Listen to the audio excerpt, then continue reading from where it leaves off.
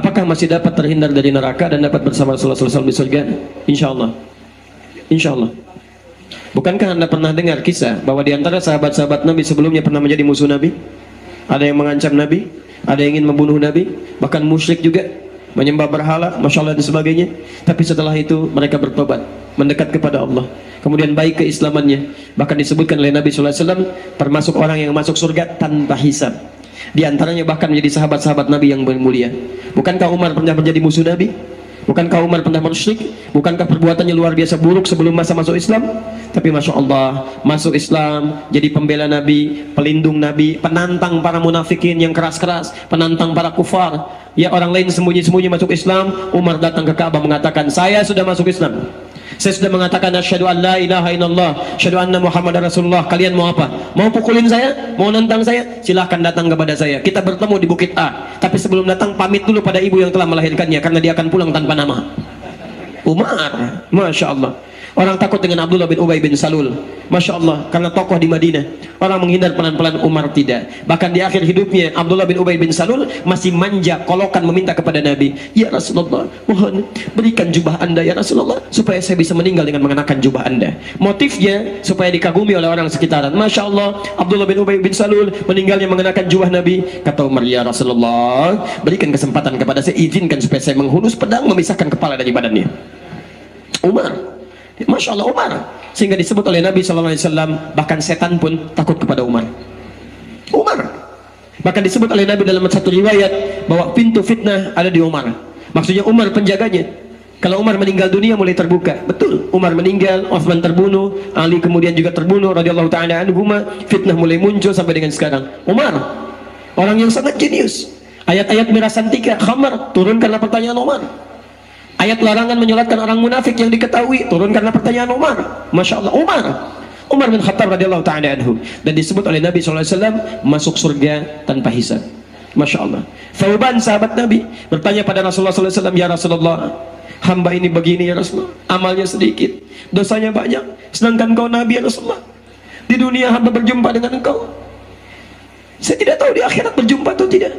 Anda orang paling takwa, levelnya Nabi, levelnya Rasul, amalan saya cuma begini ya Rasulullah, apakah saya bisa berjumpa dengan engkau nanti ya Rasulullah? Masya Allah. Apa kata Nabi? Nabi diam, turun Quran surah keempat itu, An-Nisa ayat 69. Wa may yuti'illaha war rasulah fa ulaika ma'al ladzina an'ama Allahu 'alaihim minan nabiyyin was-siddiqin wasyuhada was-salihin. Masya Allah. Dan orang-orang yang mau menaati Allah, kemudian mau menaati Rasulnya, maka kami akan jamin, kata Allah, mereka tidak akan masuk surga, tidak akan pernah dipisahkan bahkan dengan para nabi.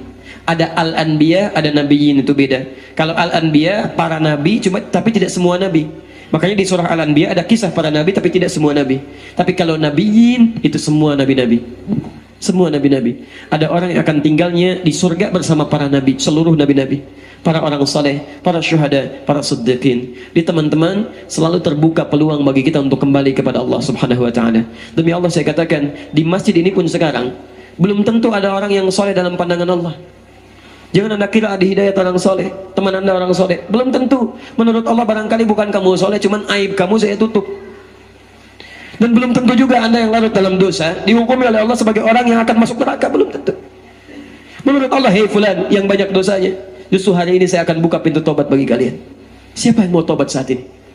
Jadi kalau diantara sekian hamba Allah yang hidup saat ini, cuman Anda yang digerakkan langkahnya, Masya Allah, dihadirkan ke tempat ini, dilembutkan hatinya, barangkali itu cara Allah untuk menerima tobat Anda sebelum Anda diwafatkan oleh Allah Subhanahu wa ta'ala. Maka segeralah kembali kepada Allah. Tubu ilallahi taubatan nasuha. Bertobatlah kepada Allah, sadari dosa-dosa Anda, mohon ampunan kepada Allah, dan mudah-mudahan termasuk Anda dalam golongan orang yang terima tobatnya, meningkatkan amal soleh, taat kepada Rasulnya, dan dimasukkan ke dalam surga dan tetangga Anda para nabi. Masya Allah, tidak ada yang paling indah dengan itu. Masya Allah. Ada orang-orang masuk surga, fulan, di mana surga kamu? Di sini dikunjungi. Siapa tetangga kamu? Ustadz fulan. Masya Allah. Siapa tetangga kamu? Syekh fulan. Kalau belakangnya alim fulan. Masya Allah, senang dia. Tiba-tiba dia balik bertanya, kalau kamu di mana? Surga fulan. Masya Allah. Tetangganya siapa? Depan saya Nabi Yusuf. Masya Allah. Belakang saya Nabi Sulaiman. Masya Allah. Samping kiri saya Nabi Ibrahim. Masya Allah. Samping kanan saya dekat banget Nabi Muhammad sallallahu alaihi wasallam. Masya Allah. Ya. Ada orang-orang yang bertetangga dengan para nabi. Kita tidak pernah melihat Nabi Muhammad sallallahu alaihi wasallam yang sangat sayang dengan kita, mencintai kita, menyayangi kita, bahkan memohonkan ampunan kepada kita.